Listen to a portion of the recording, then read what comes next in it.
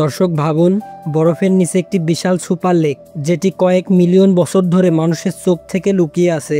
আর সেখানে হয়তো লুকিয়ে আছে ভিন্ন প্রজাতির জীব বা এমন কিছু যা আমাদের কল্পনার বাইরে। 1950-এর দশকে সোভিয়েত বিজ্ঞানীরা অ্যান্টার্কটিকার বরফের নিচে অস্বাভাবিক কিছু খুঁজে পান। 1970 থেকে 80 সালে স্যাটেলাইট ইমেজে দেখা যায় বরফের গভীরে একটি বিশাল লেক আছে, যা প্রায় 250 কিলোমিটার লম্বা এবং 50 কিলোমিটার চওড়া। কেন এই লেক এত রহস্যময় তা জেনে নিই এখন। 25 থেকে 30 লাখ বছর ধরে বরফে ঢাকা, বাইরের দুনিয়ার সঙ্গে কোনো সংযোগ নেই। ধারণা করা হয় এখানে অজানা ব্যাকটেরিয়া বা এলিয়েন ধরনের জীব থাকতে পারে। বিজ্ঞানীরা স্যাম্পল সংগ্রহ করতে চাইলেও বরফের নিচে 4 কিলোমিটার, যা তোলা প্রায় অসম্ভব।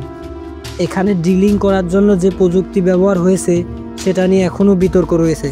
কিছু ষড়যন্ত্র তত্ত্ব বলে লেক ভোস্টক হয়তো প্রাচীন এলিয়েন সভ্যতার ঘাঁটি। অন্যরা বিশ্বাস করে এখানে গুপ্ত শক্তি বা অজানা ভাইরাস লুকিয়ে আছে।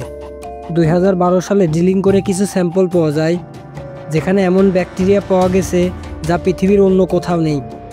ইউএফও ষড়যন্ত্রকারীরা বলে রাশিয়ান বিজ্ঞানীরা কিছু গোপন তথ্য লুকিয়ে রেখেছে। গবেষকরা বলে এটা হয়তো একটা বিশাল ক্লোজ ইকোসিস্টেম। এখানকার পানিতে অক্সিজেনের মাত্রা অনেক বেশি, যা অস্বাভাবিক। কিছু বিজ্ঞানী মনে করেন এখানে প্রাচীন ভাইরাস থাকতে পারে, যা মানবজাতির জন্য বিপজ্জনক। লেক ভোস্টক নিয়ে নাসা ও রাশিয়ার গোপন গবেষণা চলেছে দীর্ঘ মাস ধরে। এই লেকের তথ্য হয়তো জুপিটার, ইউরোপা বা শনির এনসেলডাস বরফের নিচে জীবনের সম্ভাবনা বুঝতে সাহায্য করবে। ভবিষ্যতে আরও বড় গবেষণা প্রকল্পের পরিকল্পনা নিতে পারে।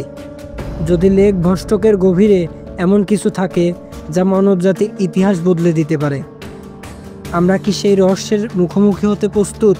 তোমার মতামতে সেটা জানাও এবং অবশ্যই রহস্যের সাথেই থাকো।